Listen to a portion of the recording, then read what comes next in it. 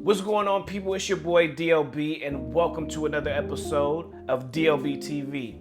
In this week's episode, we talk about video game subscription services. So, video game subscription services, we see them, they're everywhere, they're coming. But my question to you guys is this the way of the future? Is this the direction that the gaming industry is going to go into? Everything is subscription based now. TV subscription based, Hulu, Netflix, DirecTV Now, ESPN Plus, you got Disney Plus, you got Apple TV Plus, you got Apple coming out with the gaming streaming service called, I can't even remember what they call it, Apple Gaming Streaming. You got EA Access, you got Origin Access for PC. EA Access is finally coming to the PlayStation. It's been on the Xbox. You got Ubisoft, who's rumored to come out with their own subscription service. You got Sony with PlayStation Now.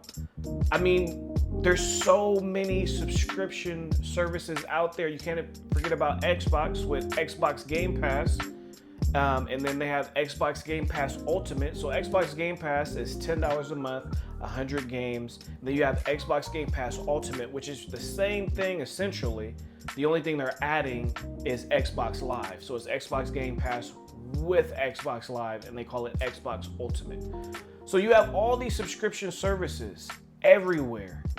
And I really feel that this is about to be the future of gaming, because with the gaming industry going digital, you kind of get rid of your rental gaming services. Like back in the day, those of us that are old enough to remember, we had Best Buy, Hollywood Video to rent video games, and any other independent or mom and pop video game rental service or rental brick and mortar building.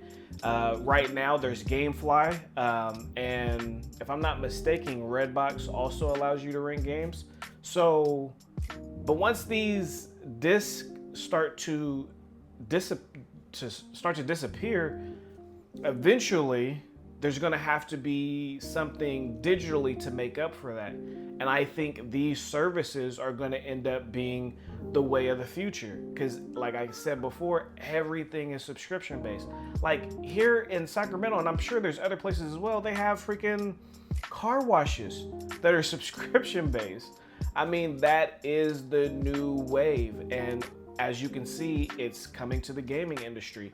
To my knowledge, outside of PlayStation Now, EA Access was the first one that I knew about in regards to gaming. There could have been another one. It's just the first one that I was aware of, and it was exclusive to Xbox at the time. And I thought it was brilliant. I didn't understand why it wasn't coming to PlayStation. I'm sure that's something that Sony was blocking and didn't want on the PlayStation because they felt it was in direct competition with PlayStation Now. But I'm just curious to see what this is going to look like in the future, because right now in regards to consoles, you have EA Access, you have Xbox Game Pass, then you have PlayStation Now, which I really don't throw PlayStation Now in there because PlayStation Now is mainly older PlayStation games. It's nothing current, which EA Access and Xbox Game Pass has current, but nonetheless it's subscription based. So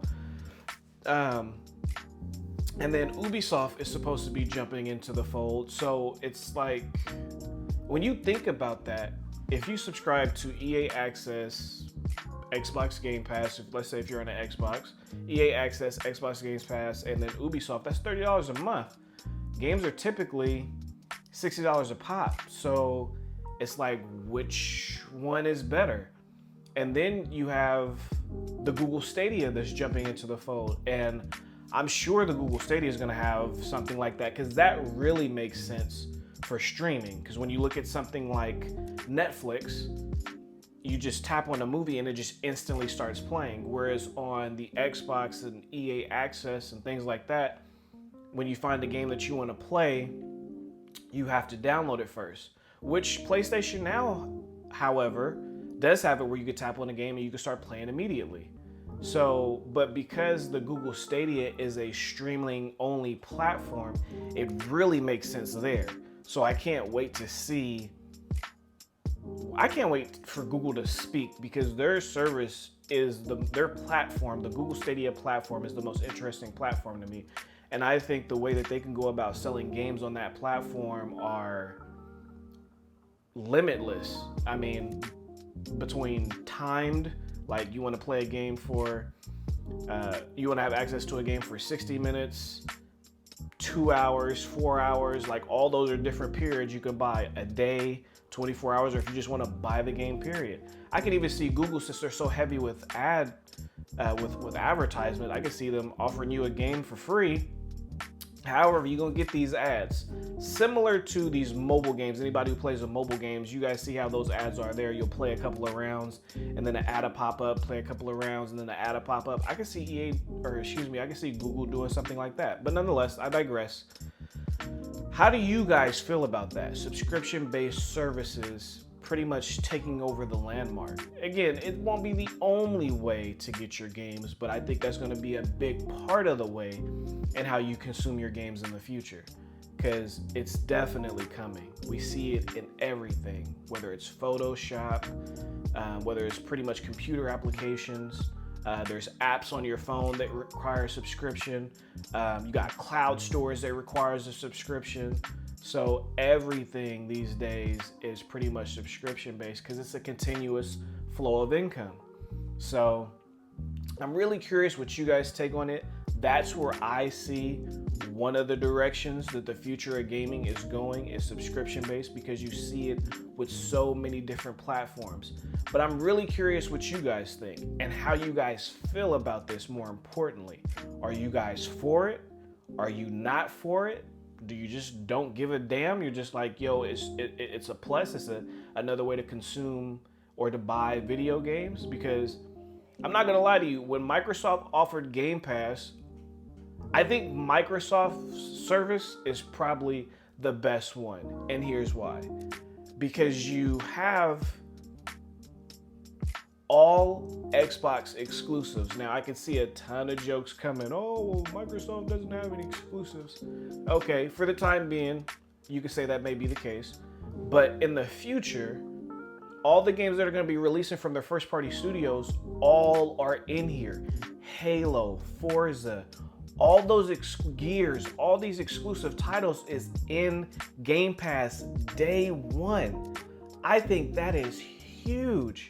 So you could literally buy, if you're a parent buying a console for a child, buy your child an Xbox, buy them Xbox Live, and then Game Pass.